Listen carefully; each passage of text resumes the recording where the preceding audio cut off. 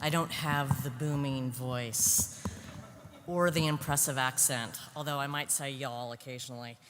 But hopefully all this will work. Well, thank you, first of all. Thank you for the invitation, the warm welcome. I can't say that I've lectured in quite this kind of space in some time. I actually worship in an elementary school auditorium in my United Methodist Church, so this is a wee bit different. But I'm so glad to be here. And I'm also so pleased to be here with dear colleagues and who I deeply respect. And in fact, Luke and I did not share our presentations beforehand, but you're going to hear a lot of resonance and overlap. And I think that will be wonderful for our time going forward as well. So I want to start our time together by telling you about an organizing coalition.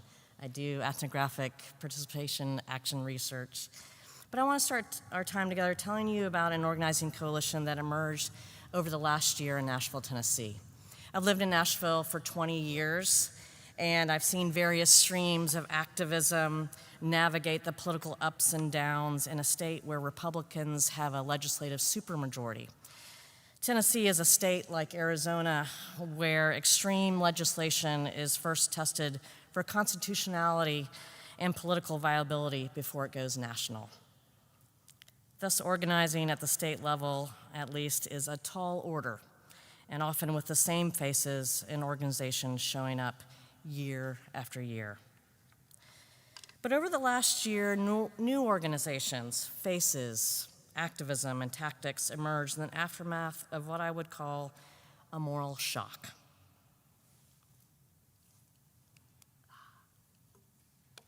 Moral shocks in social movement theory are unexpected events or pieces of information that are such a deep challenge to one's basic values and how one sees the world that they can shatter or fragment a person's understanding of life and even self. They are most agonizing for those closest to the events, often entailing a sense of bewilderment and of being radically undone. My goal in thinking with this Nashville experience is to learn even more about how people of faith and religious resources can come alongside people experiencing moral agony and rupture. How might people of faith join folks in metabolizing private grief into collective public lament and catalyzing political grievance for social change? But first, let me ground us in part of the Nashville story of the last year. Almost none of the Covenant moms, as they came to be called, had been active in gun control organizations previously. Most identified as Republicans, and many were committed to the Second Amendment. But at 10:11 on a Monday morning at Covenant Presbyterian School, everything changed for them and for much of Nashville, most excruciatingly for them. Semi-automatic gunfire shattered glass, penetrated classroom doors, and ended the lives of 3 9-year-olds, a substitute teacher, a custodian, and the principal. The grief was overwhelming and expansive. Nashville is the 20th largest city in the nation, but in the aftermath of the school shooting, it felt like a smaller town. Everyone seemed to know someone affected. The mother-in-law of my wife's childhood friend was the substitute teacher murdered that day. My neighbor's close friend's child was in the adjacent classroom. My associate pastor was a volunteer police chaplain that day who waited with families as they received their children at a secure location or were told to go to Vanderbilt Children's Hospital. My daughter's preschool, 1 mile from the shooting, went into hours of lockdown. And although she was too young to be told why, they started later that week playing the quiet game to learn to hide from an active shooter. Black and red ribbons, Covenant School's colors adorned homes and businesses, and the startling loss seemed like all anyone could talk and cry about. That evening, after Covenant school leaders asked for the city to pray for them, at least 7 vigils were held in surrounding churches. And the following day, statements about the tragedy began to roll out, funerals were held, and the victims' names were recited in spaces across the city. And amid all the grief, something else emerged. New faces of gun control activism, innovative community rituals, acute demands for a special legislative session, and varied forms of public lament that challenged and changed political rules in the Tennessee State House. So much so that only 3 days after the shooting, 3 elected Tennessee representatives, who eventually became known as the Tennessee Three, were ejected from the legislature for the violation of decorum for chanting "Gun Control Now" at the lectern while hundreds of protesters echoed in the atrium. The Tennessee Three eventually were reelected to the State House overwhelmingly, but dramatic battles over the limitation of public and elected official speech continue.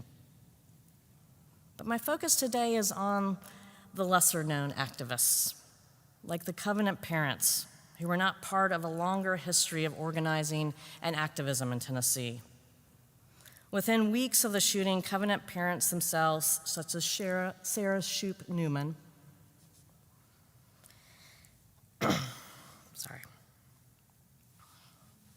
announced the formation of their own organizations to advocate for common sense gun control and insist that the governor call a special session on the issue.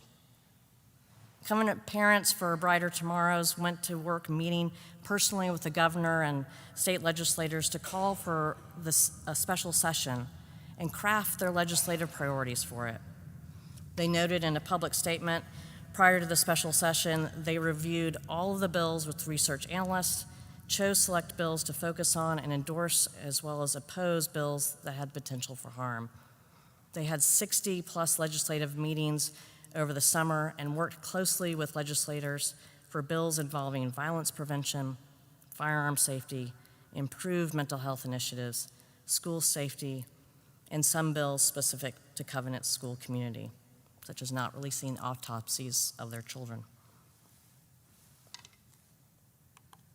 The Covenant parents, particularly moms, began showing up at vigils, hearings, etc., in coordinated soccer-style scarves with the victims' names at the end of the scarves, and then across the red of their scarves said, "Love is our protest."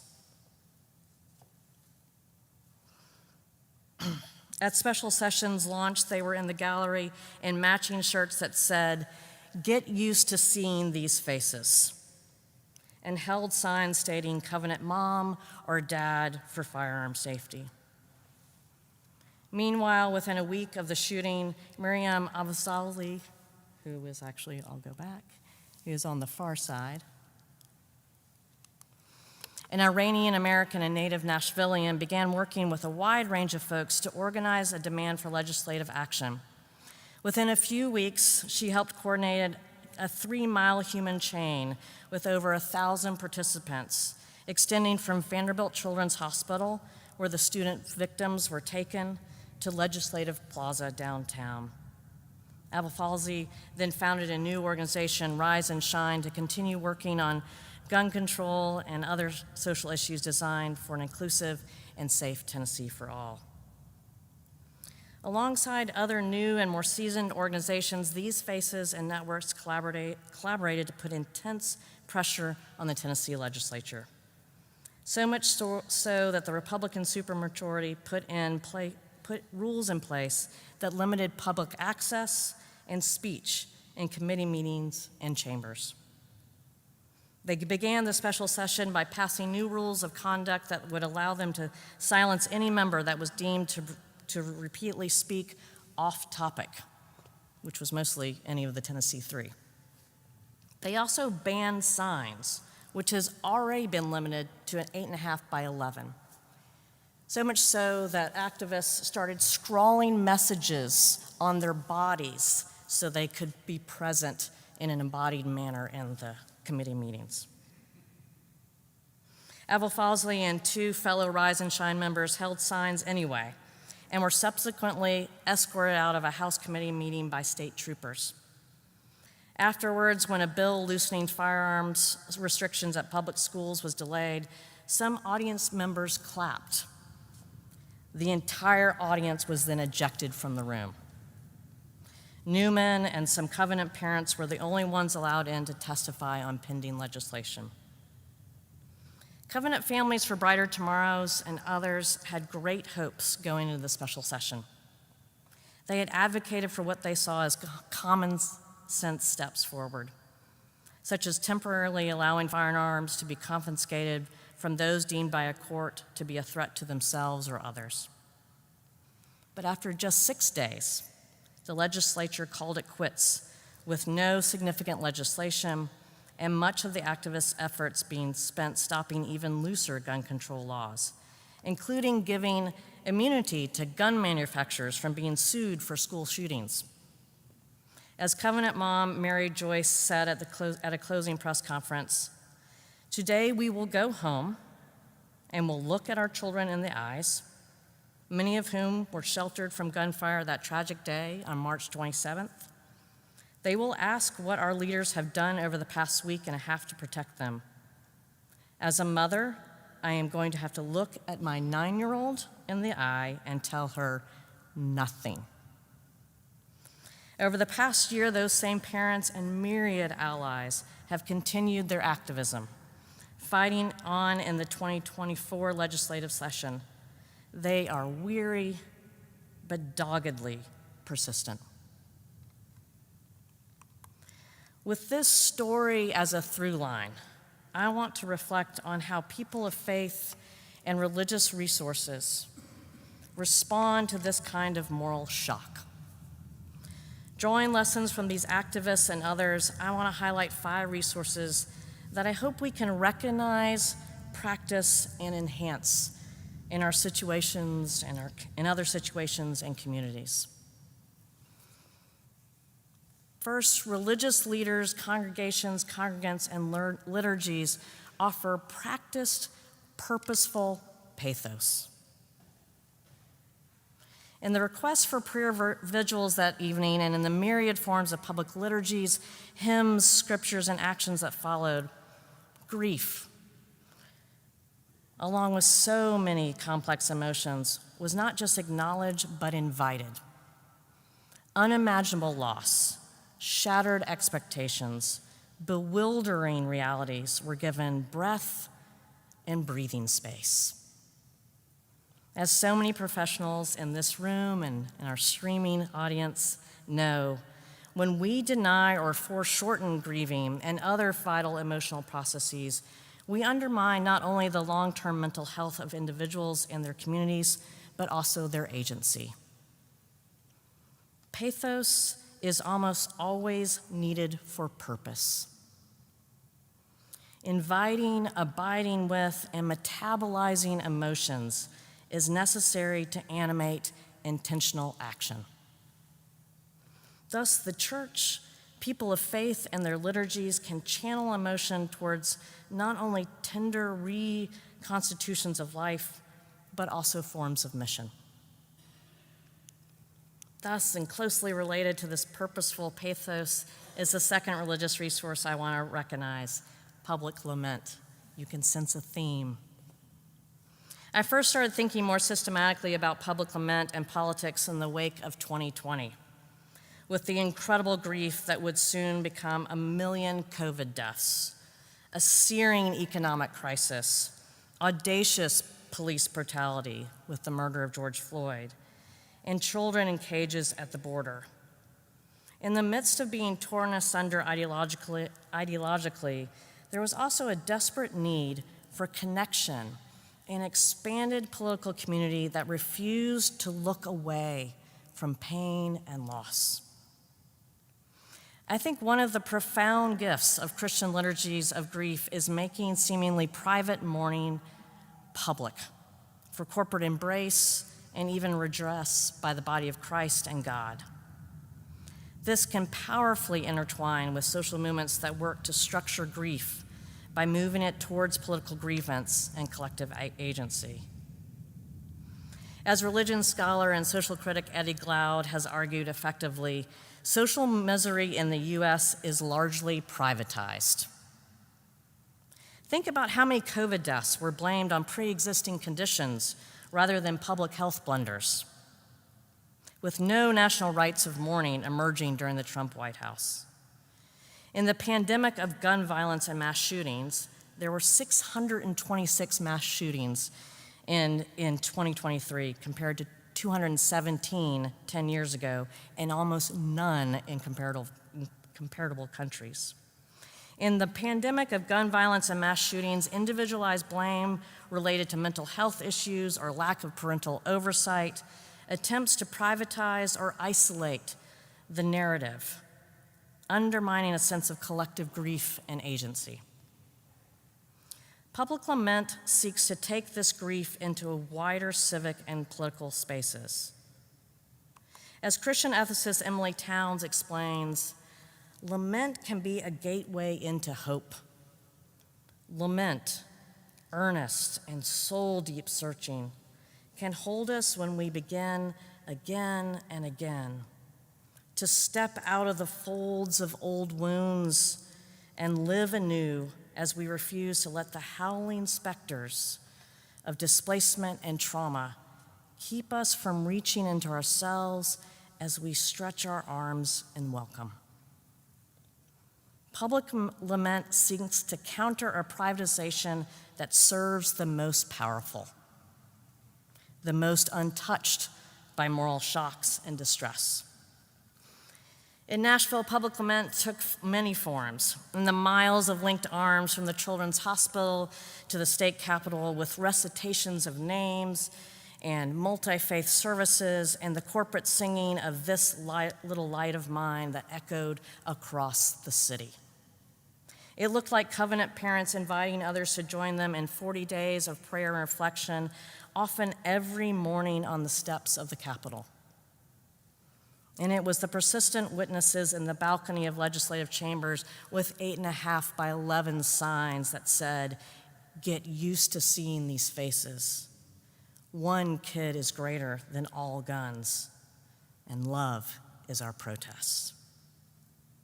We saw some of this important lament work even during COVID as well, when activists worried about the isolation of grieving families insisted that those lives deserved communal grief as well. They developed online memorial events such as Naming the Loss, which read the names of the deceased for 24 hours straight online. They established mutual aid organizations like #WeGrieveTogether, which connected loved ones with volunteer ministers, therapists, and death doulas, both to accompany their grief and to assist in the construction of litanies and exhibitions that help that grief go public. As Nalini Stamp, organizing director of the Workers' Family Party, explained, without a grieving process, without recognizing the humanity in that space, you get the political divide that is happening. That was going to happen anyway, but that's exacerbated because we are not humanizing the crisis. She noted that the communal grief is historically integral to the struggle of communities of color. For example, Emmett Till's mother wanted an open casket. So that collective grief met determination to organize. The claiming of a space to mourn became a pathway to rebellion. In the midst of such devastating loss around COVID and violence from the state, one of the co-founders of Naming the Lost added, "What we need right now is a direct action of grieving." We have certainly seen the direct action of grieving in numerous social movements, including the tireless work of Black Lives Matter movement through die-ins and Twitters and street campaigns to say her name, all challenging the privatization of social misery and imagining public communities of care and accountability. Luke stole the next paragraph from me. But political theologians like Luke Brotherington also underscore the importance of the theopolitical structuring of grief. remembering that Norse word, anger, means grief, which implies that there's a vision of a good life that was or that could have been. Industrial Areas Foundation and other community organizing networks often talk about making pain go public. And they understand the need to convert private lament into a broader process of public action by forming grief and disciplining anger through one-on-ones, house meetings, research teams, public forums, so that it can move towards civic engagement. This conversion of lament into broader processes of public action is also aided by networked religious resources. Sociologically, congregations are places that regularly bring folks together across job fields, expertise, hyper-local geographic locations to engage one another intentionally, this listening, rather than passively like a spectator sport. We see this quite clearly in the Nashville example. A pediatric nurse, so one of the founders of Covenant Parents Coalition, a pediatric nurse is in the same pew or small group as a business owner, a teacher, an IT worker, and there are pooled material and practical resources within the community. Thus, when there's a turn to creating new organizations or new campaigns, resourcing their activities with money, people, and skills, there's a diverse ecology of gifts that's present. To continue this theme, we can also think both about denominational and identity networks that were crucial in getting the Tennessee's governor to call a special legislative session. Covenant Presbyterian Church is a member of the Presbyterian Church of America, or PCA. The governor's wife taught at a different PCA school for 14 years, with both Kuntz, the slain principal, and Peak, the killed substitute teacher. Moreover, it was a network of PCA and former PCA folks who drew on their relational networks to secure key meetings with the governor and legislative officials to make the special session happen. Other faith networks in town, such as the Southern Christian Coalition and Nashvillians Organized for Hope and Action, NOAA, were also activated to put pressure on legislatures. The clear articulation here was that this was an issue that people of faith cared about. And in fact, it was an issue of faith. Certainly, the Covenant parents and many newer faces in organizing were also drawing on racial and class privilege through these networks. This moral shock was catalyzing in part because many of them thought they were largely unaffected by these issues, which weren't in their communities. Long-standing activists in Nashville were incredibly generous in walking toward their grief rather than primarily judging their privilege and previous ignorance. Yet we should never ignore how racial and economic privilege functions in determining which communities get heard and when. Still, I want to emphasize how religious spaces, which are largely independent of government and corporate control, can be vital in accompanying moral shocks and helping folks organize for flourishing. This account of social and financial capital within religious communities is rather common sociologically. I'm not saying anything that's that brilliant. But I want to add a less common dimension, the importance of communities being networked theologically. Now, this could just be in terms of people's shared faith, which allows for easier interpretive connections and motivations. As a Christian, I join you in this action because it's what Jesus would do. But I want to add something different here that I think is important in responding to moral shocks. Because I also think there's a networked theologically in ways that help folks interpret, hold disbelief, and reconstitute theologically in order to move with their new realities. For example, while I don't want to overgeneralize in terms of Reformed traditions such as the PCA, which is quite conservative in terms of its Reformed tradition, it's not uncommon for folks in those kinds of networks to hear in the aftermath of a tragedy or a moral shock that this was God's will. Or even worse, God needed another angel. This particular strain and misunderstanding of the doctrine of predestination can be paralyzing for some, both in relation to their grief and their moral and political agency. If it's in God's plan and will, what is there to challenge in the social practices or political legislation? Being theologically networked means one's theological worldview can be reshaped by others within and beyond one's upbringing and current views. Fellow parishioners might come alongside to offer other interpretations. Siblings in Christ may offer alternative spiritual pathways.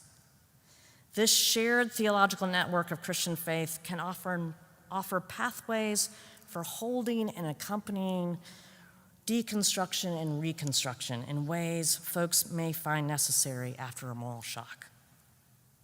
Theological networks offer resources for theological resiliency that can fund increased moral agency. When we think about resiliency, I also want to be clear, again, that this has not been a year of grand legislative wins in Tennessee. In fact, it's included radical disappointment and even many brutal legislative setbacks.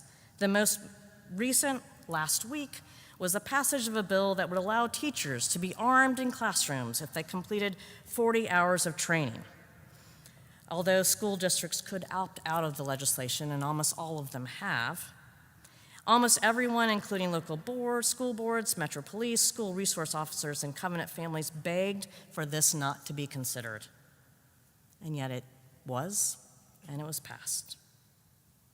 In fact, most of the gun control advocates say that they have experienced this past year with the legislature as radically disappointing. How does one sustain activism in the face of resistance? A fourth resource offered by Christian traditions is the narrative structuring of hope, even in the midst of discouragement and oppression. We don't leave grief and death behind, but rather we narrate them or story ourselves through the cycles of the lectionary and liturgical calendar. We retell stories, the stories of seeming abandonment, hopelessness, and even death on a weekly and yearly basis. We will not forget. And we also tell the stories, small and big, of love, restoration, and even resurrection. The Christian story does not have a simple, straight-line sense of history and accomplishment. It's one of ongoing sacred struggles where the divine abides with us in the shadow of the valley of death, while also promising a taste of the kingdom of God. This is the realness needed for organizing, the honesty needed for the cyclical nature of grief, disappointment, love, and hope. Religious narratives and ritual practices help structure this communal holding of the complexity of life that is vital for civic engagement. Finally, while I have noted that there were many disappointments and losses legislatively this year, there were also new relationships and compassionate alliances that crossed seeming political divides. The most visible symbols are the relationships that grew among the covenant parents, who mostly identified as Republican, and Democrats, especially the Tennessee Three. But this wasn't just a pragmatic collaboration. There was a profound sense that my faith sees yours in this time of moral shock. After several mothers broke down in tears of exhaustion and anger after the disappointment of the special session, there's still grief in living with this. They gathered in front of a closed House chamber with Mr. Pearson and other Democrats and prayed for strength and for love. Representative Jones is a person of deep faith, educated theologically, mentored by historical and contemporary civil rights leaders like Reverend James Lawson and Reverend Benjamin Barber. Representative Pearson preaches regularly and is the son of a Disciples of Christ pastor. Representative Johnson regularly uses faith language to explain her own motivations and critiques of other legislators. Their political work is a calling, and they have prayed with, held vigil, and offer forms of pastoral care to gun control advocates. Although the language and theology may differ, a family resemblance here enables a missional crossing of socially constructed political divides. Although not without tensions, disagreements, and frustrations, the religious identities, languages, and rituals have pointed to a body of Christ that will not be torn apart by secular partisanship. There may be different roles and appearances in this body, but my faith sees yours in a time of moral shock, and we will not be torn asunder. As I alluded to throughout, I lift up this Nashville story as a reflection on themes I think we also see in the communal responses and organizing relating to other moral shocks in recent years. I imagine some of you all have stories connected to moral shocks, moral distress, and how people of faith and religious resources have helped metabolize private grief into political grievance. We need to tell these stories to one another and in our organizing and our pastoral care work in congregations, and ask how we help folks, including ourselves, identify their moral distress, respect and walk with it, and move grief from a path of privatization that serves the powerful to a public grief and political grievance that moves towards the flourishing of the whole. Let me finish with a final story, this one scriptural. The first anniversary of the Covenant shooting fell on the Wednesday of Holy Week this year. And I was struck that in so many ways, Christianity is a movement based on a moral shock. As a strain of Judaism operating under the Roman Empire, the disciples and other followers witnessed the crucifixion of the one they thought would usher in a messianic reign.